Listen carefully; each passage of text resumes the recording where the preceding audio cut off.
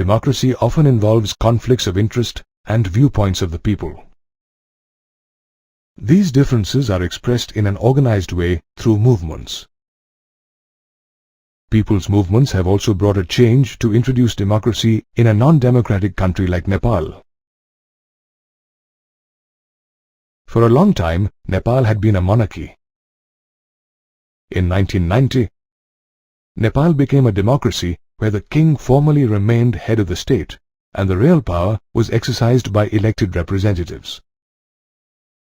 However, Gyanendra, the elder brother of King Birendra, was not in favor of democratic rule.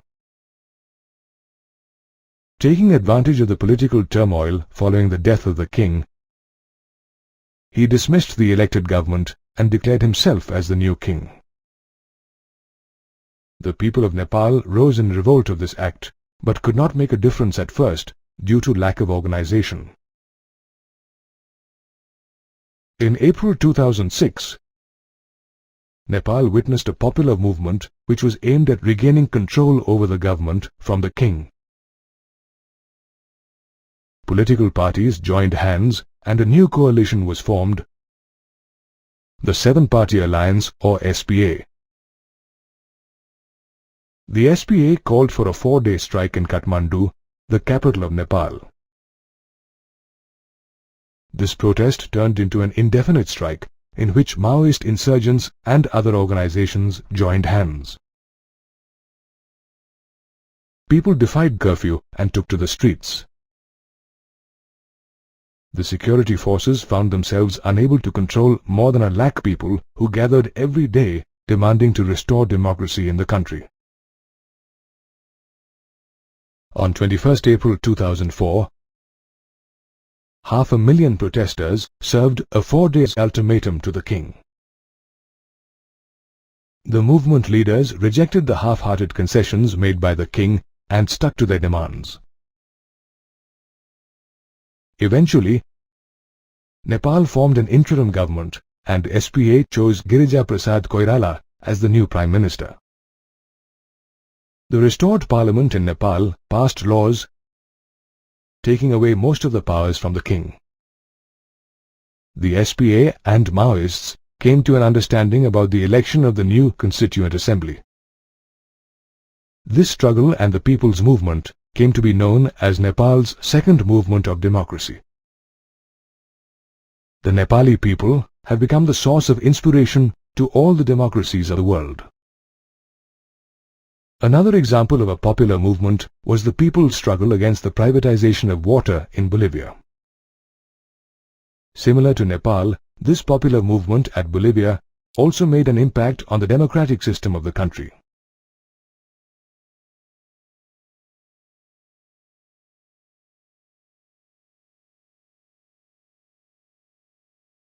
The trouble in Bolivia started when the World Bank pressurized the government to give up its control of municipal water supply in favor of multinationals. The government sold the water rights for the city of Cochabamba to a multinational company, who immediately increased the price of water by 4 times. People started to receive monthly water bills of 1,000 in a country where the average income is about 5,000 a month. This movement successfully organized a 4-day general strike in the city. Mass-scale protests by the people started in the country, and a new alliance of labor, human rights and community leaders was formed in January 2000. The government agreed to negotiate and the strike was called off, but nothing happened. The same year, protests started again. The police resorted to brutal repression. But this time, the movement leaders persisted. The government responded by imposing martial law. However, by now the movement had become very popular and the power of the people forced the officials of the MNC to flee the city and made the government concede to all the demands of the protesters. The contract with the MNC was cancelled and supply of water was restored to the municipality at old rates. This came to be known as Bolivia's Water War.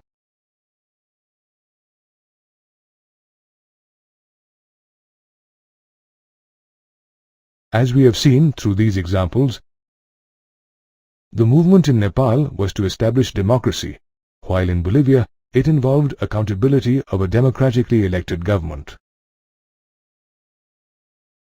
The similarity in these movements was that the political conflict was the cause of these struggles. Both involved mass mobilization and the critical role of political organizations. In a democratic country, the conflicts are usually resolved by existing institutions like parliament or the judiciary. Another way of influencing the decisions in a democracy is by participating in politics, creating parties, contesting elections, and forming governments. The rest of the populace can do so at a very broad level by voting. However, there are indirect ways in which people can get governments to hear their demands or points of view. They could do so by forming an organization and mobilize people with common interest, as they did in Nepal and Bolivia. In both Nepal and Bolivia, we can see the various organizations that took part in the struggle were not led by any political party, but by an organization of common people from different walks of life. The SPA in Nepal included major labor unions and their federation and organization of the people, such as teachers, lawyers, and human rights groups. Whereas in Bolivia, the struggle against water privatization was led by an organization called FEDERCOR. Therefore, we can say that people and their struggles and movements have brought about a significant change to their countries. Pressure groups are organizations that influence government policies by putting pressure on the ruling government. However, unlike political parties, pressure groups do not aim to directly control or share political powers. Pressure groups are formed when people with common occupation, interest, aspirations, or opinions come together to achieve a common objective. There are two types of pressure groups: sectional interest groups and public interest groups. The sectional interest groups promote the interests of a particular section or a group of society. Trade unions, business associations, and professionals like lawyers, doctors, and teachers are associated in this group.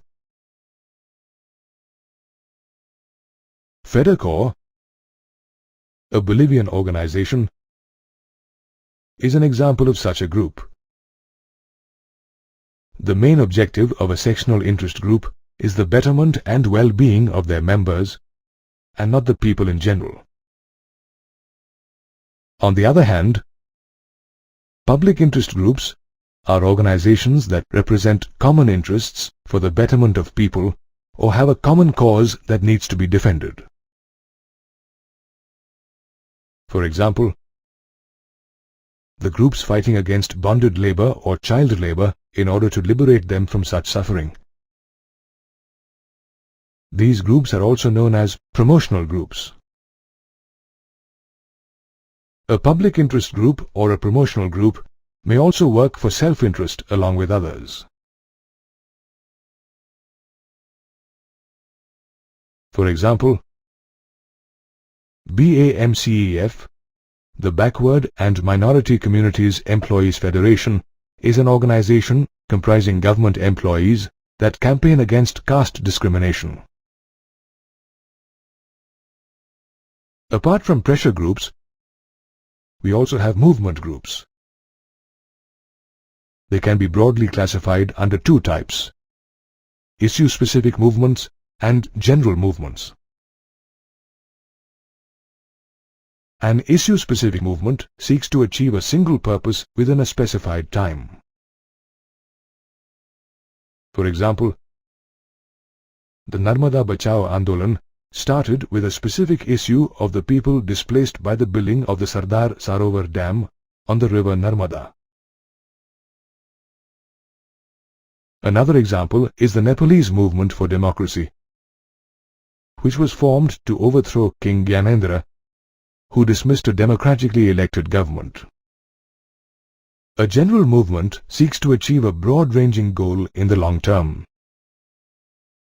The environmental movement and the women's movement are good examples of this type of movement. When we say women's movement, it does not mean a single entity led by a single organization, but a label given to a large number of organizations with independent leadership and different views. Sometimes, there is an alliance between all these broad movements which can have an umbrella organization like the National Alliance for People's Movement or NAPM. Different groups and movements struggling for specific issues formed this organization in solidarity with their counterparts around the country. Although pressure groups and movement groups influence politics in various ways, it is the responsibility of our government to ensure the interests of all and not just a particular group or section. Pressure groups are organizations which are formed when people with common occupation interests, aims and opinions get together to achieve a common goal. The pressure groups and movements aim to force the government and agree to their demands. They employ several tactics to achieve this. For example, they carry out information campaigns, organize meetings, file petitions, and influence the media to highlight issues and mobilize public support. If these efforts don't have the desired effect, the groups can use some unconventional methods such as organizing protests, strikes, disrupting government programs, and burning effigies. Business groups often use professional lobbyists, company representatives, or sponsor expensive advertisements in order to influence. Interest groups do not get involved in party politics directly, but they aim to influence political parties. On the other hand, the movement groups take a political stance without being a party. They have political ideologies and a position on major issues. The relationship between political parties and pressure groups can take different forms. It can be either direct or indirect. Very often, pressure groups are formed or led by a leader of political parties, or they act as the extended form of political parties. For example, trade unions and student organizations in India. Sometimes, these movements give birth to political parties. Take the case of students-led Assam movement against foreigners. When this movement came to an end, it led to the formation of the Assam Gana Parishad. In most cases, the relationship between parties and interest groups or movement groups is not direct. They often take positions that are opposed to each other.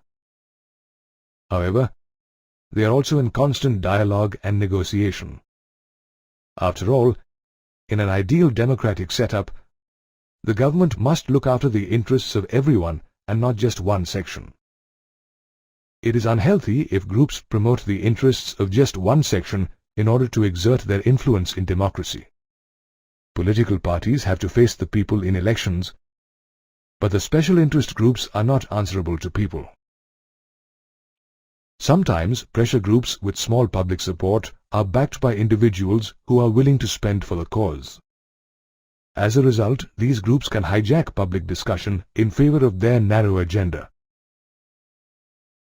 Putting pressure on the government is not an unhealthy activity in a democracy, provided everyone gets a chance. However, in reality, it is groups of rich and powerful people who can pressurize the government. Take the example of the water wars of Bolivia. In such a scenario, the public interest groups and movements perform a useful role of countering this undue influence. If one group brings pressure on the government to make policies in its favor, Another group counters this pressure. It persuades the government not to make policies as desired by the first group. In this way, the government is informed about the requirements of different sections of people. This leads to a rough balance of power and accommodation of conflicting issues between the groups and the government. Although pressure groups and movements influence politics in various ways, it is the responsibility of our government to ensure the interests of all and not just a particular group or section.